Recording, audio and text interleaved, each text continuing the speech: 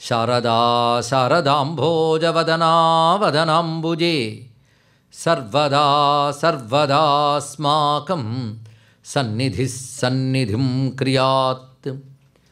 విమలపటీ కమలకుటీ పుస్తకరుద్రాక్ష శస్తహస్తపుటీ కామాక్షి పక్ష్మలాక్షి కలిత విపంచీ విభాసి వైరించి వాగర్థావివ సంపృక్తౌ వాగర్థ ప్రతిపత్తయే జగతః పితరౌ వందే పార్వతీ పరమేశ్వరౌ.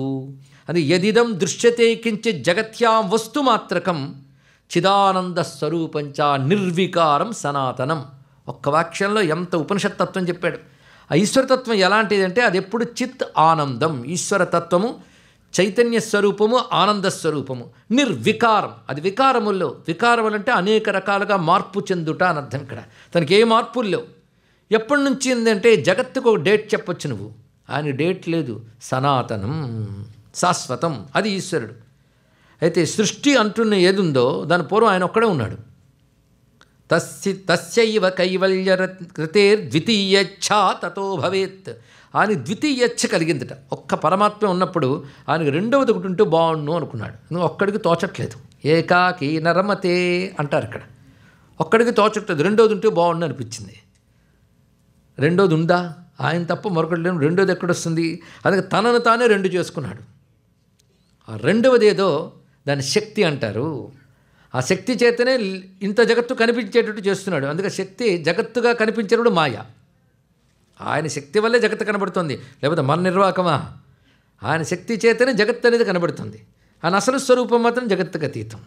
కనుక జగత్తుని భాషింపజేసేది ఏది? ఆయన శక్తి. అందుకే ఆ తల్లి పేరు మహామాయ.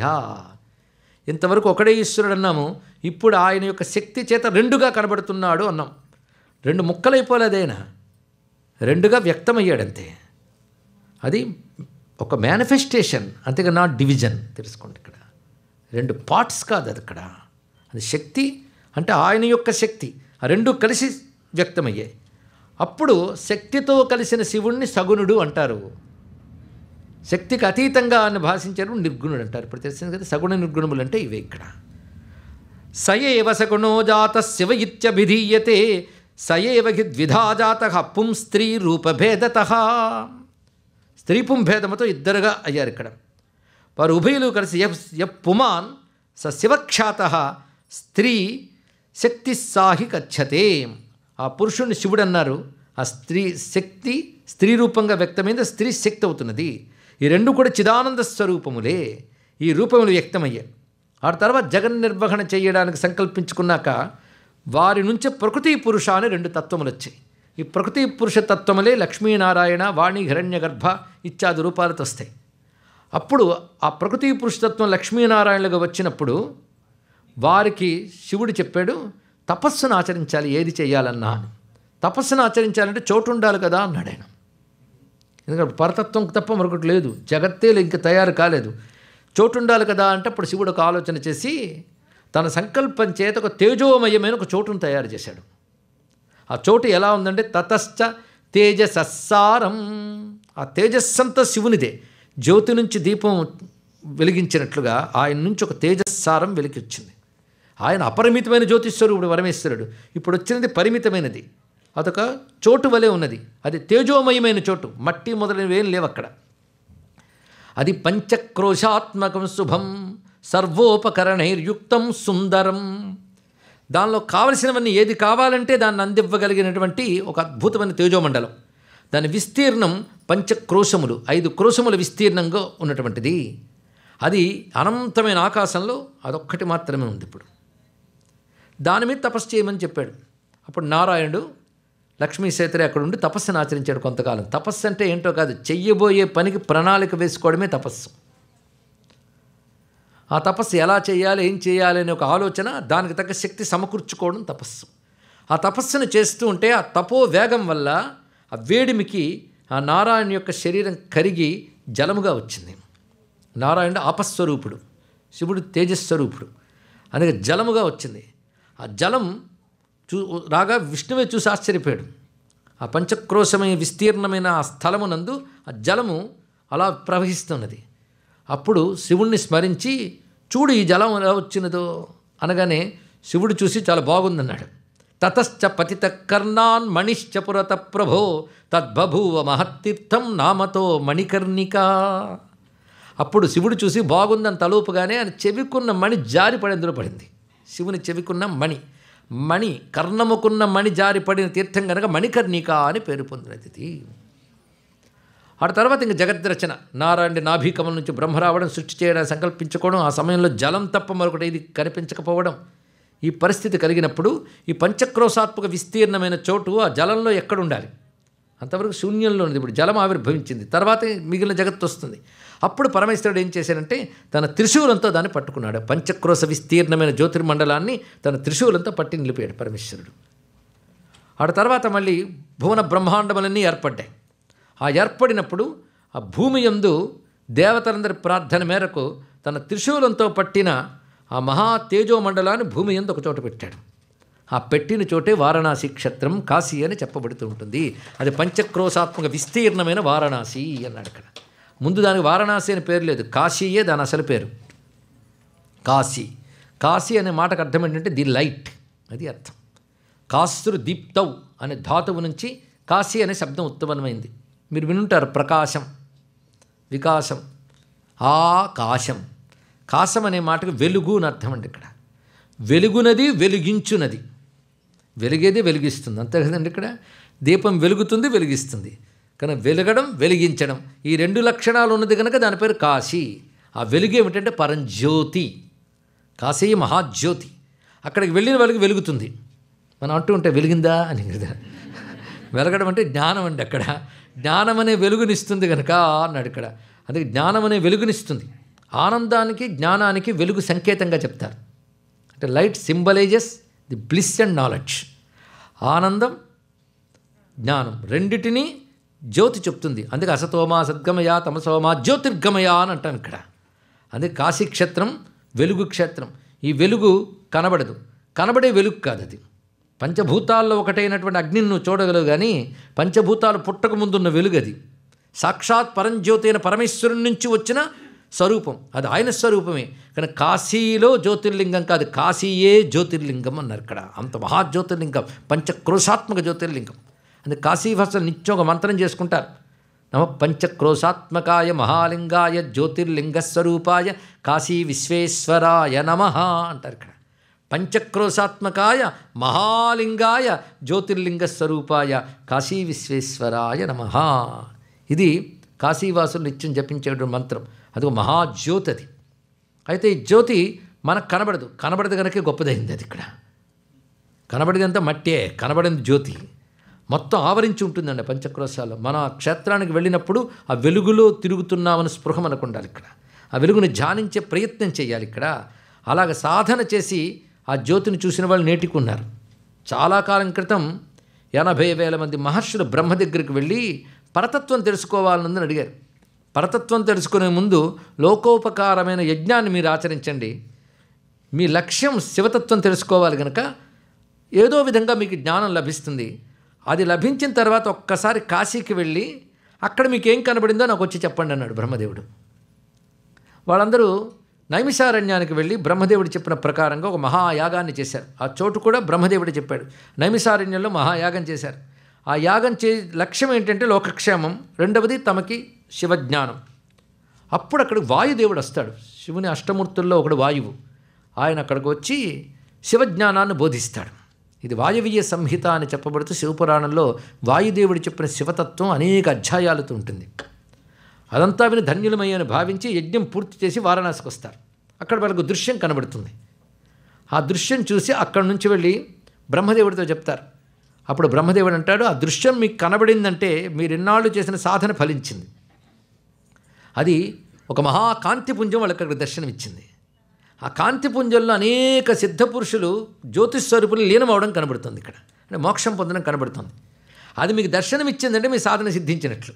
అక్కడ కాంతి మీకోసం కనబడలే, అక్కడ ఉంది. మీ తపస్సుతో చూడగలిగారు. ఇక్కడ తపస్సు పండితే కొద్ది దశాబ్దాల క్రితం, 20 సంవత్సరాల క్రితం కాంచీ పరమాచార్య చంద్రశేఖరేంద్ర శాస్త్రి మహాస్వామి వారి యొక్క భక్తుడు, నిత్యానుష్ఠాన పరాయణుడు కాశీక్షేత్రంలో సాధన చేసుకోవడానికి వెళ్ళాడు. వీళ్ళ గంగా తీరంలో జపం చేసుకుంటున్నాడు కొంతకాలం దీక్షగా ఉంటూ. పంచాక్షరి 5 లక్షల జపం పూర్తయింది. అంతవరకు జపం చేస్తూ కళ్ళు తెరిచేటప్పటికల్లా, అంటే రోజు కొంతసేపు జపం చేసుకోవడం, కళ్ళు తెరిచి తన అనుష్ఠానం చేసుకుంటున్నాడు. 5 లక్షలు పూర్తయిన రోజు వార్త. ఆ రోజు ఆయన కళ్ళు తెరిచేటప్పటికల్లా అక్కడ భవనాలు కానీ మట్టి కానీ ఏమీ కనబడలేదు, ఒక మహాకాంతిపుంజం మాత్రమే కనబడింది. అతని అనుభవం అండి, సెల్ఫ్ ఎక్స్పీరియన్స్. అదేవిధంగా మహానుభావులు తాడేపల్లి రాఘవనారాయణ శాస్త్రి గారు చాలామంది వినుంటారు. మహాపండితుడు ఆయన. అమ్మవారే ఆయనకి సాక్షాత్కరించింది. ఆయన ప్రక్కన అమ్మవారు ఉండడం చాలామంది చూశారు. పోనీ ఆయనకి కనబడిందంటే భ్రాంతి అనుకోవచ్చు, వెళ్ళిన వాళ్ళకి కనబడడం ఏంటో. అటువంటి ఆయన కాశీకి వెళ్ళారు. వెళ్ళేటప్పుడు సరిగ్గా బండి నుంచి దిగుదామనుకునేటప్పటికల్లా కాశీ అంతా జ్యోతిర్లింగంగా కనబడుతుంది ఆయనకి. భయపడ్డాడు ఆయన. లింగం మీద పాదం పెడతారండి, కనబడలేదు కనుక వెళుతున్నాం కానీ పాదం పెట్టడానికి భయపడ్డాడు ఆయన. దానితో ఆ పక్క నుంచి నమస్కారం చేస్తున్నాడు. చెప్పులు వేయడం కాదు, పాదం పెట్టడానికి భయపడుతున్నాడు.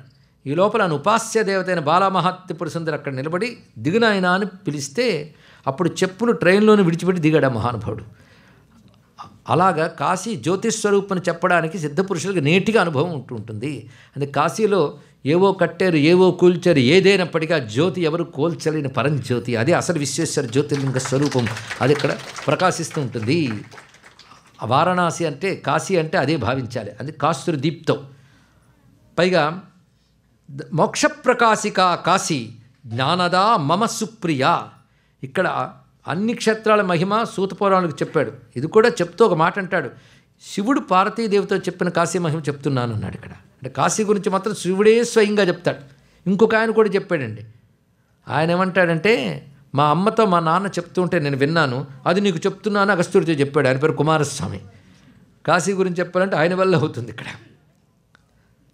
తర్వాత క్రమంగా ఈ భూమి యందు కాశీ పెట్టిన తర్వాత ఆ జ్యోతి తగిలిన ఆ భూమికి శోభ పెరిగి అక్కడ దేవతలు ఋషులు అనేక మంది తపస్సును ఆచరిస్తూ ఆయా దేవతలను అనుగ్రహించడానికి శివుడు మళ్ళీ అనేక రూపాలతో అక్కడ వ్యక్తమయ్యాడు. దానిలోనే అవే అనేక శివాలయాలుగా వచ్చాయి. కొంతమంది మహర్షులు దేవతలు శివలింగ ప్రతిష్ఠలు చేశారు. అలాంటివి లెక్క కట్టాలి అంటే కాశీలో ఉన్న శివలింగములు లెక్క కట్టి చెప్పే శక్తి నాకే లేదన్నాడు శివుడు. కాశీ శివలింగ కోటుల కన్న తల్లి, కాశీ కైవల్య ఫలదాన కల్పవల్లి, గంగ గారాబు నెచ్చలి కత్తె కాశీ, సురన రోరగ దైత్య సంస్తుత్య కాశీ అంటాడు శ్రీనాథ మహాకవి. కాశీ శివలింగ కోటుల కన్న తల్లి. ఎన్ని రకాల శివలింగాలు ఉన్నాయంటే నారు పోసిన చంద్రాన నాటియుండ్రు అన్నాడు. ఇది తెలుగు మాట, మనకు అర్థం కాలేదు కదా, అది ఖచ్చితంగా తెలుగు మాట. అది నారు పోసిన చందాన నాటియుండ్రు. ఎప్పుడో నారు పోయడం అంటే తెలుసు కదా మీకు. పొలంలో ముందు నారు పెడతారు, నారు దగ్గరగా ఉంటాయి. అవి ఎన్ని రకాల ధాన్యాలు లెక్క ఉంది, అన్ని ఉంటాయి అక్కడ. అలా ఉంటారట శివులు అక్కడ. అడుగడుగునా శివుడే, అడుగడుగునా శివుడే కాశీలో. పైగా కాశీ పరమేశ్వరుడు అంటే సర్వదేవతాత్మకుడు పరంజ్యోతి కనుక ఆయన అన్ని స్వరూపాలు ఉన్నాయి ఇక్కడ. అందుకే కాశీలో విష్ణు క్షేత్రాలు చాలా ఉన్నాయి. ప్రధానంగా కాశీలో ఆదికేశవుడితో ప్రారంభమవుతుంది. బిందుమాధవుడు, లక్ష్మీ నరసింహస్వామి, ఉగ్ర నరసింహస్వామి, దత్తాత్రేయ స్వామి, రామచంద్రమూర్తులు, కృష్ణ పరమాత్మలు అనేక మంది ఉంటారు. గోపాలకృష్ణులు వేల సంఖ్య అన్నాడు. వేల సంఖ్యలో ఉన్నట్టు కృష్ణావతారములు అక్కడ కృష్ణమూర్తులు ఉన్నారు. దత్తాత్రేయ స్వరూపాలు ఉన్నాయి. నృసింహుడు అనేక రూపాలతో ఉంటాడు అక్కడ. దివ్యమైన నారాయణమూర్తులందరూ ఉంటారు. అంటే ఎంత శైవమో అంత వైష్ణవం రెండొచ్చాయి. ఇప్పుడు శక్తులు, ప్రధాన శక్తిపీఠం కాశీ. అమ్మవారి యొక్క అష్టాదశ శక్తిపీఠాల్లో విశాలాక్షి పీఠం అది. అక్కడ తల్లి భవానీ రూపంతో ఉన్నది. ఆ భవానికే మరొక పేరు అన్నపూర్ణ. తర్వాత శక్తిపీఠాలుగా విశాలాక్షి రూపంతో వచ్చింది. విశాలాక్షి, అన్నపూర్ణ రెండు ఒకే తల్లి. ఇవి ప్రధానములైతే ఇంకా అమ్మవారి యొక్క దశమహావిద్యలు కాశీక్షేత్రంలో ఉన్నాయి. అంటే కాళీ, తార, సుందరి, చిన్నమస్త, బగళాముఖి, ధూమావతి, మాతంగి, భైరవి, త్రిపుర సుందరి, కమలాత్మిక, భువనేశ్వరి అనే దశమహావిద్యలు అక్కడే ఉన్నాయి. సప్తమాత్రకులు బ్రాహ్మి, మాహేశ్వరి, కౌమారి, వైష్ణవి, వారాహి, మాహేంద్రి, చాముండ, మహాలక్ష్మి, నారసింహి, వైనాయికి ఇత్యాది అనేక మాతృకా దేవతలు అక్కడే ఉన్నారు.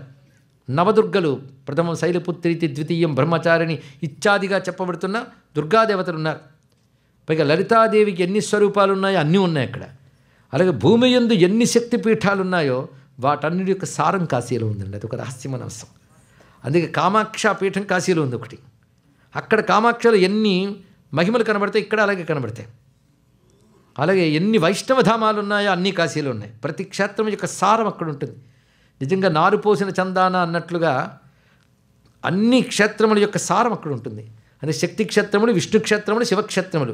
గణపతులు కాశీలో ఉన్న గణపతులు ఎక్కడ కనబడవు. పురాణం వర్ణిస్తున్న ప్రకారంగా 56 గణపతులు ఉన్నారు కాశీలో. అందులో ప్రధానం డుంఠి వినాయకుడు. ఇవి కాక ఆశా వినాయకుడు, చింతామణి వినాయకుడు, అర్క వినాయకుడు, సేనా వినాయకుడు, దుర్గా వినాయకుడు, హేరంబి వినాయకుడు అంటూ అనేక రకాల గణపతి రూపాలు ఉంటాయి. ఒక్కొక్క గణపతికి ఒక్కొక్క రూపం ఉంటుంది. కాశీ 7 ఆవరణల యంత్రంలా ఉంటుంది. ఒక్కొక్క ఆవరణలో 8 దిక్కులు 8 గణపతులు చొప్పున 56 గణపతులు ప్రధానంగా అక్కడ ప్రకాశిస్తుంటారు. దీన్ని బట్టి గాణపత్య మతం అక్కడ ఉంది. ఇక సౌరం సూర్యభగవానుడు ప్రధానంగా ద్వాదశాదిత్య క్షేత్రాలు కాశీలో ఉన్నాయి. అవి పనికొట్టుకుని యాత్ర చేస్తారు చాలామంది కూడా. అయితే అప్పుడున్న భవ్యమైన ఆలయాలు దుర్మార్గుల దాడుల వల్ల ధ్వంసం కావచ్చు. ఆలయం ఎప్పుడు సూపర్ స్ట్రక్చర్, క్షేత్రంలో ఉన్న దైవశక్తిని వారు తీయలేరు, తెలుసుకోండి ఇక్కడ. అందుకే తర్వాత మళ్ళీ పెద్దలు అక్కడ ఒక ఆలయాన్ని నిర్మిస్తారు, మనం పోల్చుకోగలం. ఆలయం నిర్మించలేదో మనం పోల్చుకోలేము, మనం పోల్చుకోలేకపోయినా శక్తి ఉంటుంది, తెలుసుకోండి ఇక్కడ. అందుకే కాశీలో సౌరస్వరూపాలు చాలా ఉన్నాయి, గోచరిస్తాయి. దీన్ని బట్టి పంచాయతన మతాలు అయిపోయాయి. శైవం, వైష్ణవం, సౌరం, గాణపత్యం, శాక్తేయం. పైగా సుబ్రహ్మణ్య స్వామి క్షేత్రం కాశీలో మణికర్ణికి దగ్గర స్కందతీర్థం అనే చోట్ల ఉన్నది ఇక్కడ. కానీ హైందవ ధర్మంలో పూజింపబడే సమస్త వేద దేవతలు కాశీ క్షేత్రంలో ఉన్నారు. గ్రహాలు ప్రతిష్ఠ చేసిన ఆలయాలు ఉన్నాయి. అంటే కాశీలో ఉంటే గ్రహ బాధలు కూడా ఉండవు, నక్షత్ర బాధలు ఉండవు. నక్షత్రాలు ప్రతిష్ఠ చేసిన శివాలయాలు ఉన్నాయి. మహామృత్యుంజయ ధామం ఉంది కాశీలో. ఓంకార జ్యోతిర్లింగం ఉంది కాశీలో. కేదార జ్యోతిర్లింగం ఉంది. జ్యోతిర్లింగముల యొక్క సూక్ష్మ రూపాలు కూడా కాశీలో ఉంటాయి. కాశీలో ఉన్నవాడు ఎక్కడికి వెళ్ళక్కర్లేదు. మానస సరోవర తీర్థం ఉంది కాశీలో. అంటే సర్వతీర్థముల సారం కాశీ, సర్వక్షేత్రాల సారం కాశీ. నిజానికి చెప్పాలంటే సర్వతీర్థములు సర్వక్షేత్రములు కాశీలో ఉంటూ తర్వాత విశ్వంలోకి వ్యాపించే. అంటే ఒక చోట అగ్ని పెట్టుకుని దాని నుంచి దీపాలు వెలిగించి పక్కకి తీసుకువెళ్ళినట్లుగా. ఇన్ని దీపాలు తీసి తెచ్చుకున్న అగ్నిలో అంత ఉన్నట్టు కాశీలో ఇంత దివ్యమైన తేజస్సు ఎప్పుడు ఉంటుంది. అది కాశీ హిందువులకంటూ ఒక ఆధ్యాత్మిక రాజధాని. చెప్పాలంటే కాశీ ఆధ్యాత్మిక రాజధాని, ధర్మభూమి. అక్కడ అవిముక్త క్షేత్రం అని పేరు కాశీకి. అవిముక్తము అంటే విముక్తము కానిది, అంటే విడిచిపెట్టని చోటు అని. అనిశంబు మన చేత అవిముక్తమయ్యున్కి అని శ్రీనాథుడు సంస్కృతానికి తెలుగు అనువాదం చేశాడు. పార్వతీ పరమేశ్వరులు విడవకుండా ఉండే చోటు కనుక అవిముక్తము అని పేరు దానికి. 330 కోటి దేవతా సహిత గంగాన్నపూర్ణాంబికా విశాలాక్షి సమేత శ్రీ కాశీ విశ్వనాథ స్వామికి, శ్రీ కాశీ విశ్వనాథ స్వామికి, శ్రీ కాశీ విశ్వనాథ స్వామికి జై. కాశీక్షేత్ర నివాసాయ కామితార్థప్రదాయిని విశాలాక్షి సమేతాయ విశ్వనాథాయ మంగళం.